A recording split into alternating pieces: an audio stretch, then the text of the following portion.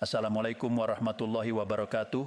Anda tahu pagi ini sebelum matahari sepenuhnya meninggalkan ufuk timur, saya menerima pesan suara dari seorang ibu. Suaranya bergetar, bukan getaran karena sinyal, tapi karena sesuatu yang lebih dalam. Ibu itu, sebut saja Bu Suryani, adalah seorang pensiunan guru SD di sebuah kecamatan kecil di pinggiran Solo. Selama 35 tahun beliau membuka pikiran anak-anak desa dengan kapur dan penggaris kayu. Dan pagi ini, dengan suara setengah berbisik, dia bertanya pada saya, "Nak, apa benar uang yang selama ini saya tunggu untuk beli seragam cucu, uang yang katanya hadiah dari negara, bisa tidak cair hanya karena saya lupa menggeser layar ponsel dan rekening saya dianggap mati?" Saya diam sejenak, bukan karena tidak tahu jawabannya, tapi karena pertanyaan itu menusuk langsung ke akar rasa takut yang paling pahit bagi seorang abdi negara yang sudah mengabdi hampir 4 dekade. Apakah saya masih dianggap hidup oleh sistem yang dulu saya bangun? Hari ini kita tidak akan berbicara tentang angka-angka kering di atas kertas. Kita tidak akan membaca ulang draft peraturan pemerintah yang tebalnya seperti bantal sofa. Kita akan membedah detak jantung di balik amplop gaji ke-13 tahun 2026, bukan sebagai birokrat, bukan sebagai analis, tapi sebagai manusia Indonesia yang punya ibu, punya bapak, punya tetangga ASN, yang setiap lebaran dan tahun ajaran baru hanya bisa tersenyum lega jika amplop itu hadir.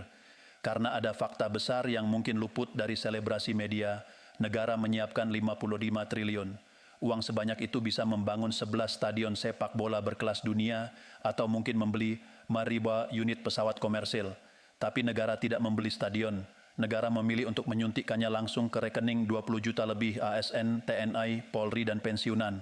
Sebuah keputusan yang terdengar heroik, seperti pahlawan yang menebar sembako di tengah musim paceklik. Tapi tunggu dulu.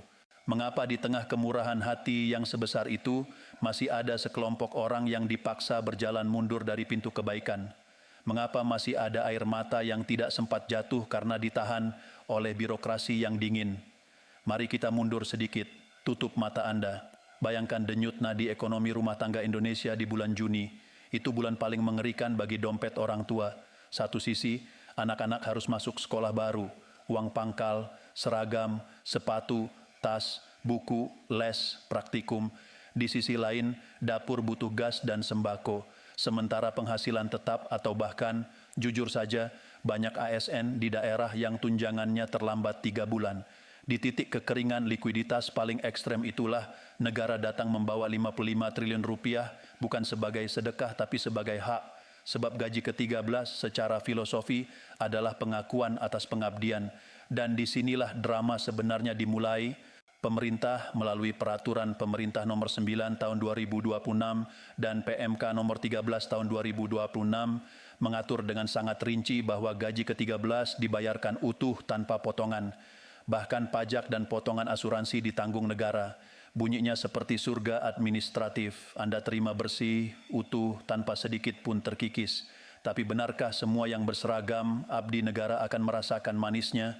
Jawabannya, tidak. Dan kata tidak itu ditulis dengan huruf kapital dan ditebalkan oleh peraturan itu sendiri. Ada yang disebut sebagai keadaan khusus. Satu frasa yang terdengar netral, tapi dalam praktiknya bagaikan pisau bedah yang diam-diam memisahkan yang berhak dari yang tersisih. Siapa mereka? ASN yang sedang cuti di luar tanggungan negara, ASN yang terkena sanksi disiplin berat, ASN yang sedang dalam proses hukum, bahkan PPPK yang masa kontraknya habis sebelum Juni. Mereka semua secara administratif masih tercatat sebagai abdi negara. Nama mereka masih ada di dalam sistem. Tapi ketika dana 55 triliun itu mulai mengalir, nama-nama itu akan dilewati oleh algoritma. Seperti air yang menghindari batu di tengah sungai. Coba bayangkan, seorang perawat di puskesmas terpencil. Selama 3 tahun dia melayani pasien DBD di tengah malam tanpa lampu, tanpa bonus. Lalu dia jatuh sakit, mengajukan cuti panjang untuk perawatan, dan negara memutuskan secara legal, secara prosedural, bahwa karena dia sedang tidak aktif secara fisik, maka dia tidak berhak atas penghargaan yang diklaim sebagai bentuk terima kasih. Ironis bukan? Seolah terima kasih negara hanya untuk mereka yang sedang berdiri, sementara yang pernah jatuh dan berjuang untuk bangkit justru ditinggalkan. Tapi jangan salah paham, Saya tidak sedang membela mereka yang melanggar hukum. Saya hanya mengajak Anda merasakan ketegangan ini. Apakah penghargaan bisa dicabut hanya karena seseorang sedang tidak produktif dalam arti administratif? Atau jangan-jangan kita sudah terlalu lama mendefinisikan pengabdian dengan logika absensi, bukan dengan logika dampak? Lalu ada kelompok kedua yang lebih memilukan, para pensiunan. Bayangkan kakek atau nenek Anda. Mereka sudah pensiun 10-15 tahun, tiap bulan dana pensiun adalah napas kehidupan. Bukan untuk foya-foya, tapi untuk berobat, untuk beli beras, untuk membantu biaya sekolah cucu. Dan di tahun 2026 ini, negara mempersyaratkan dua hal sederhana yang bisa jadi jebakan maut bagi lansia. Pertama, absensi berkala lewat sistem biometrik. Mereka harus menunjukkan bukti hidup secara digital. Kedua, rekening mereka tidak boleh dorman, pasif. Rekening yang tidak pernah bertransaksi dalam jangka waktu tertentu akan dikunci sistem. Kedengarannya masuk akal. Negara ingin memastikan uangnya tidak jatuh ke tangan orang yang tidak berhak, apalagi jika pensiunan sudah meninggal dunia tapi keluarganya terus mencairkan. Itu rasional, itu baik. Tapi mari bicara realita di lapangan. Berapa banyak kakek nenek kita yang gaptek, yang tidak punya ponsel pintar, yang tidak paham cara menggeser atau memindai wajah. Berapa banyak yang tinggal sendiri, jari-jari mereka sudah keropos tulang, sinyal di kampung mereka hanya satu titik. Apakah mereka kemudian dianggap mati oleh sistem hanya karena tidak bisa memenuhi syarat teknis yang mungkin bagi kita sangat mudah?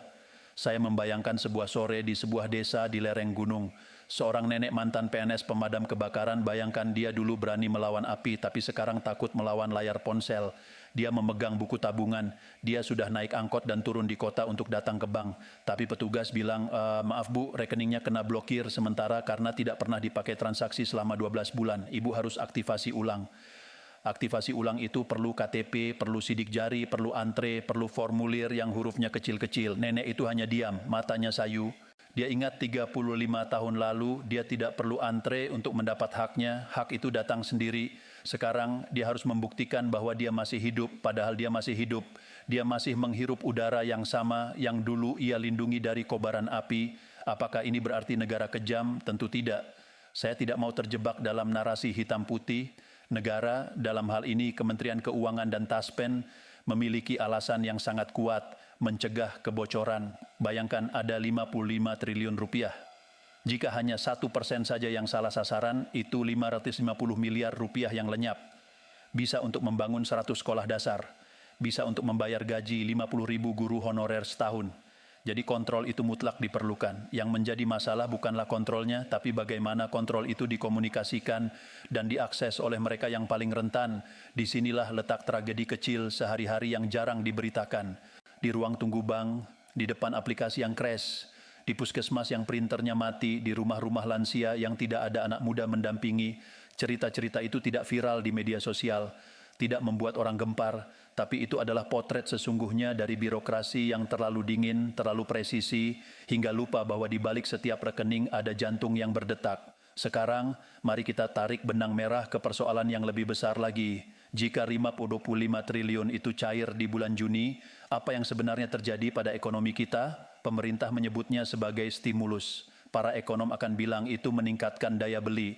Pedagang pasar akan bersorak karena dagangan laris. Tapi pernahkah Anda berpikir, di saat yang bersamaan harga barang ikut naik bukan karena kelangkaan, tapi karena tiba-tiba ada gelombang uang yang sama besar yang mengejar barang yang jumlahnya tetap. Itu hukum sederhana. Permintaan naik drastis, penawaran tetap, harga melambung. Apakah mungkin gaji ke-13 yang katanya untuk meringankan biaya sekolah justru membuat biaya sekolah semakin mahal? Karena Yayasan Pendidikan tahu bahwa para orang tua ASN sedang basah uang. Apakah mungkin seragam dan sepatu naik 20% di bulan Juni? Bisa. Dan ironisnya, yang paling menderita adalah mereka yang bukan ASN. Para buruh harian, pedagang kaki lima, ojek daring, mereka tidak mendapat bonus negara. Mereka hanya menerima efek samping, harga naik. Jadi di sini ada dua lapis ironi. Pertama, ASN tertentu tidak dapat haknya karena alasan teknis administratif. Kedua, mereka yang dapat haknya mungkin tidak benar-benar terbantu jika inflasi menyusul dari belakang. Ini bukan pesimisme, ini ajakan untuk melihat kebijakan dari sudut yang lebih utuh. Setiap kebijakan sosial ekonomi, sekecil apapun, seperti batu yang dilempar ke kolam, riaknya tak terduga, dan kita semua, baik sebagai penerima maupun bukan penerima, akan merasakan riak itu. Saya ingin Anda sejenak merenungkan pertanyaan ini, dan Anda boleh tulis jawabannya di kolom komentar, karena saya sangat ingin mendengar perspektif Anda. Apakah Anda lebih setuju jika 55 triliun itu tidak diberikan sebagai bonus tahunan, tetapi dialihkan menjadi kenaikan gaji pokok permanen sebesar 5% untuk semua ASN selama 10 tahun ke depan? Dengan begitu, tidak ada drama bulan Juni, tidak ada kecemasan bagi para lansia yang takut rekeningnya dorman, tidak ada ASN yang tersisih karena cuti sakit, tapi tentu itu juga berarti pemerintah kehilangan momen stimulus yang bisa menggerakkan ekonomi secara instan. Mana yang lebih baik, ledakan konsumsi jangka pendek atau stabilitas jangka panjang? Dulu, sebelum era digital, gaji ke-13 adalah momen sakral. Orang tua ASN akan menyisihkannya untuk daging kurban, untuk baju lebaran, untuk uang sekolah. Sekarang, gaji ke-13 berubah menjadi puzzle birokrasi. Anda harus memastikan status kepegawaian Anda bersih. Anda harus memastikan rekening Anda aktif, Anda harus memastikan Anda masih dianggap hidup oleh sistem, dan jika Anda pensiunan, Anda harus belajar teknologi di usia 70 tahun. Saya teringat cerita Pak Rahmat, pensiunan TNI AU yang tinggal di Jogja. Beliau datang ke kantor bank dengan memegang laptop tua pemberian anaknya. Saya tidak mau merepotkan anak, katanya. Saya harus belajar sendiri. Selama 1 jam, Pak Rahmat duduk di kursi plastik depan ATM, menekan tombol, salah, ulang, salah lagi. 3 kali kartu ATM-nya tertelan mesin karena salah PIN. Pada percobaan keempat, dia berhasil, lalu dia menangis, bukan karena sedih, tapi karena lega. Setidaknya, katanya, sistem masih mengakui saya ada. Disitulah letak emosi terdalam dari kebijakan ini, bukan pada nominal uang, bukan pada besar triliunan, tapi pada pengakuan eksistensial. Seorang abdi negara, sekecil apapun perannya, ingin diakui bahwa pengabdiannya tidak sia-sia, bahwa walaupun sekarang dia renta atau cuti atau bahkan pernah bersalah, dia pernah menjadi bagian dari mesin besar bernama Indonesia. Gaji ke-13 dalam idealisme tertingginya adalah pelukan negara, dan tidak ada yang lebih menyakitkan daripada merentangkan tangan untuk dipeluk tapi ditolak oleh algoritma. Lalu apa yang harus kita lakukan sebagai warga, bukan hanya sebagai ASN atau pensiunan, tapi sebagai masyarakat yang peduli pada keadilan prosedural? Saran pertama, sebarkan informasi ini ke orang tua, kerabat, tetangga yang pensiunan. Ingatkan mereka untuk mengecek rekening, melakukan transaksi kecil agar rekening tidak dorman, dan memastikan mereka bisa mengakses aplikasi autentikasi biometrik. Jika mereka kesulitan, dampingi. Ini bukan sekadar membantu urusan administratif, ini adalah membantu mereka untuk tetap merasa terlihat oleh negara. Kedua, tanyakan pada diri sendiri, apakah saya sebagai warga yang tidak menerima gaji ke-13 akan ikut menikmati atau justru menanggung beban dari kebijakan ini? Jika harga sembako dan biaya sekolah naik di bulan Juni, apa yang akan saya lakukan? Apakah saya akan menyalahkan pemerintah atau justru memanfaatkan momen untuk berdagang? Buka mata. Ekonomi bukan hanya tentang uang yang masuk, tapi tentang bagaimana uang itu bergerak dan siapa yang paling terluka ketika gejolak datang.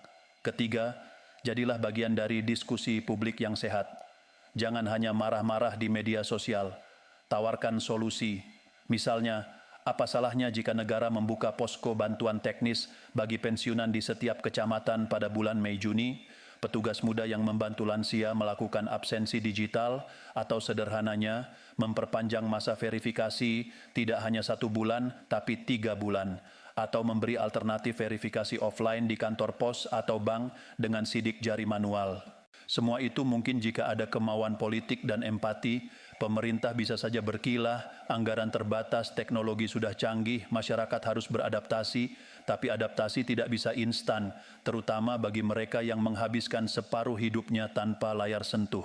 Keadilan di era digital tidak berarti memaksa semua orang naik ke kereta yang sama dengan kecepatan yang sama. Keadilan adalah menyediakan gerbong khusus bagi yang lambat, yang tua, yang sakit, yang tidak paham.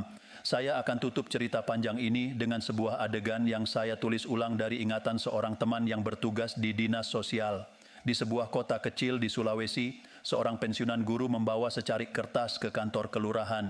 Kertas itu berisi foto layar ponsel yang hasil tangkapan layar, screenshot, berisi pesan bahwa rekeningnya gagal diverifikasi. Saya tidak bawa ponsel, katanya. Saya takut jatuh, saya takut dicuri. Lalu dia bertanya dengan mata berkaca-kaca, apakah Bu Lurah bisa membuktikan ke Jakarta bahwa saya masih hidup? Saya masih bisa mengajar anak-anak kampung baca tulis gratis setiap sore. Itu bukti hidup kan? Lurah itu hanya bisa mengangguk. Ia lalu memanggil stafnya, merekam video singkat ibu guru itu sedang mengajar, lalu mengirimkannya ke dinas terkait. Apakah proses itu efisien? Tidak. Apakah itu prosedur? Tidak. Apakah itu menyentuh? Sangat. Karena di ujung prosedur yang dingin, masih ada manusia yang berani membuat pengecualian dengan hatinya. Sebagai penutup dari eksplorasi yang panjang ini, saya ingin meninggalkan pertanyaan terakhir, untuk Anda renungkan dalam-dalam, dan saya sungguh-sungguh ingin membaca jawaban Anda di kolom komentar. Jika suatu hari nanti ketika Anda tua dan renta, sistem tidak lagi mengenali Anda sebagai penerima hak karena Anda gagal memenuhi prosedur teknis, apakah Anda ingin diperlakukan secara kaku berdasarkan aturan, atau ingin seseorang di balik meja itu berani berkata, saya akan carikan jalan karena Anda pernah menjadi bagian dari bangsa ini? Batasi jawaban Anda bukan hanya dengan kata-kata, tapi dengan rencana tindakan. Apa yang akan Anda lakukan sekarang, di usia Anda sekarang, untuk memastikan bahwa kebijakan di masa depan tidak meninggalkan para lansia dan mereka yang sedang dalam masa sulit? Tulis di komentar, sebarkan ke grup keluarga, ajak mereka berbicara, karena perubahan tidak dimulai dari undang-undang, perubahan dimulai dari empati yang berani bersuara. Sampai jumpa di eksplorasi berikutnya. Semoga kita semua, pemberi dan penerima kebijakan, selalu ingat bahwa di balik setiap angka dalam APBN ada denyut nadi manusia. Wassalamualaikum warahmatullahi wabarakatuh.